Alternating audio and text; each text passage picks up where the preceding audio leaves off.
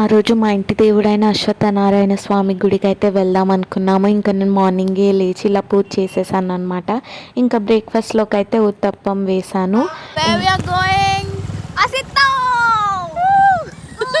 This is how the Rayalaseema defines, not the factionism, but apparently they used to it, but not now because civilization వచ్చింది.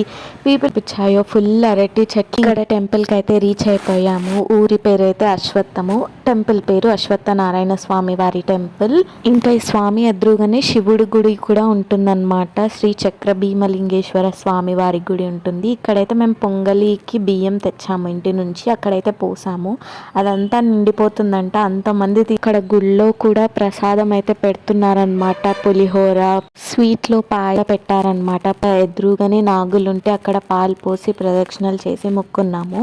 ఇంకా అంతా అయిపోయాక breakfast చేసామన్నమాట. ఇంటి నుంచే మా అత్త అయితే ఉగ్గాని బజ్జీ అయితే తీసుకొని వచ్చింది, మా ఊరి స్పెషల్ అనమాట. ఇంకా గుడి పక్కనే ఇలా రివర్ అయితే ఫ్లో అవుతుంది, చాలా వాటర్ వస్తున్నది. ఇంకా అక్కడే ఉండాలనిపించింది చాలా సేపటి వరకు. మంచిగా వీడియోస్, ఫొటోస్ కూడా తీసుకున్నాం మేమైతే అక్కడ. ఇంకా ఊర్లో కాబట్టి ఎలాంటి ట్రాఫిక్ కానీ, బండి సౌండ్లు కానీ, ట్రాఫిక్ సిగ్నల్స్ ఎలా ఏమీ లేదు. కామ్ అండ్ పీస్ఫుల్గా ఉంటుంది. వాటర్ కూడా చాలా అంటే చాలా క్లియర్గా అయితే వస్తున్నాయి ఇక్కడ. ఇంకా కొంచెంగా అయితే ఆ వాటర్ దగ్గర బాగా టైం పాస్ చేసి ఇంకా స్టార్ట్ అయ్యామన్నమాట మేమైతే. ఇంకా దారిలో అయితే చిక్కుడుకాయ తోట అయితే కనిపించింది. ఎన్ని చిక్కుడుకాయలు ఉన్నాయంటే చాలా చిక్కుడుకాయలు ఉన్నాయి, చాలా లావుగా ఉన్నాయి. మేమైతే కోసుకొని ఇంకా బండిలో పెట్టేసుకొని పరుగు అనమాట, ఎవరో చూస్తారని. అయినా ఎవరు లేరు. కానీ ఇక్కడ బెండకాయ తోటలో అయితే చాలా మంది ఉన్నారు. వాళ్ళని అడిగామన్నమాట. కిలో 10 or 15 రూపీస్కి అయితే ఇచ్చారు. 2 kilos అంటే ఆల్మోస్ట్ 3 kilos వరకు వాళ్ళు ఇచ్చారనమాట. తర్వాత అయితే వంకాయ తోటకి వెళ్ళాం మేమైతే. ఇంకా అక్కడ కూడా వంకాయలు తీసుకున్నాం అనమాట. ఊర్లో అయితే ఇంక ఇలానే ఉంటుంది కదా, చాలా పీస్ఫుల్గా అట్లుంటుంది. ఈవినింగ్ అయ్యేసరికి అందరు ఆంటీ గారులు అయితే బయట కూర్చొని మాట్లాడుకుంటూ ఉంటారనమాట.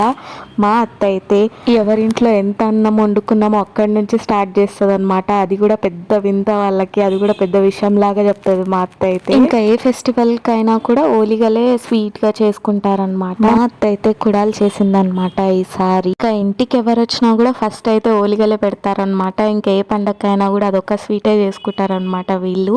ఇంకా మేమైతే గుడి నుంచి వచ్చేసాక నేనైతే కుకింగ్ స్టార్ట్ చేశాను, మా అత్తయ్య వాళ్ళకి ఇచ్చేసి రావాలని. ఇంకా ఆ రోజు లంచ్లోకి అయితే మా అత్తయ్య ఇట్లా బగారన్నం ఇంకా ఆలు కుర్మా అయితే చేయమని చెప్పింది. ఇంకా అన్నీ అక్కడ రెడీగా పెట్టిందనమాట. నేను వచ్చి ఫాస్ట్గా చేసేసి మా హస్బెండ్తో అయితే ఇచ్చి పంపించాను.